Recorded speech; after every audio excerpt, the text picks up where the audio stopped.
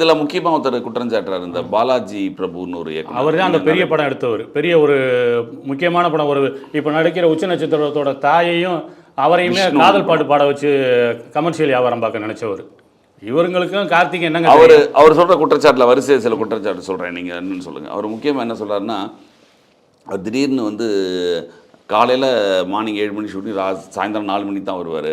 வந்து இறங்கின உடனே ஒரு 2 ஷாட் முடிச்ச உடனே கிளம்பி போயிடுவார்.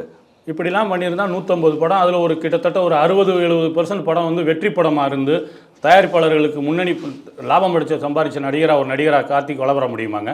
இப்படி ஒரு சொல்கிற குற்றச்சாட்டுலாம் இருந்திருந்தா மொத்தத்துக்கே ஒரு படம் தான் எடுத்திருக்க தலைவரை வச்சு. 10 படம் எடுத்த இயக்குநர்கள் இருக்காங்க. சுந்தர்சி சார்ட்ட கேளுங்க,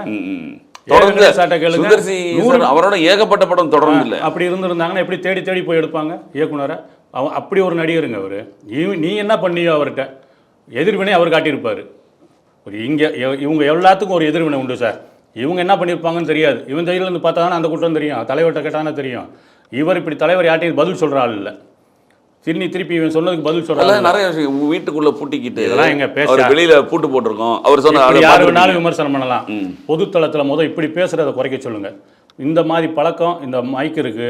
வேற தன்னை அடையாளப்படுத்திக்கிறதுக்குன்னா வேற வழி இருக்கு, பார்த்துக்கிற சொல்லுங்க. ஒரு முக்கியமான ஒரு தலைவர் அவர். நடிகர்ன்றதுக்கு மேலே ஒரு அகில இந்திய ஃபார்வர்ட் பிளாக் கட்சியோட பொதுச் செயலாளராக இருந்தவர், தலைவராக இருந்தவர்.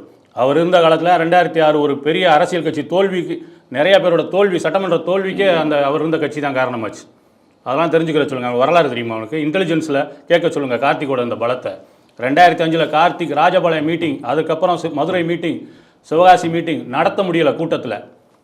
கூட்டம் மக்கள் எழுச்சி அப்படி வந்தான். இன்னைக்கு இந்த விஜய்க்கு இருக்கிற கூட்டம் மாதிரி நீங்கள் இன்னைக்கு 2005 மே 1 ராஜபாளையத்தில் நடந்த கூட்டத்தோட அளவை கேளுங்க சார். அடுத்து மதுரை மாவட்டம், மதுரை தமுக்கத்தில் நடந்த கூட்டத்தோட, சரணாலயம் கூட்டத்தோட, சரணாலயம் வீடியோ வாங்கி கேளுங்க. சரணாலயம்ன்றது என்ன? சரணாலயம் ஒரு அமைப்பு தான் தலைவரோட, மக்களோட, எங்களோட 1981 தலைவர் வெளியே வந்ததுக்கப்புறம் 2005 தான் அவர் பொது இதுக்கே வர்றாரு.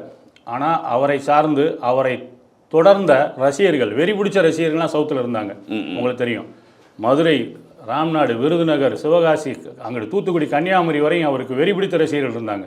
ஆனால் அவரை தன்னை சாதியவாதியாக அடையாளம் காட்டி கொடுத்து, அதுதான் இப்போ நீங்கள் சொல்கிறீங்க அவர் சாதியவாதியாக அடையாளம் காட்டிக்கலன்னு.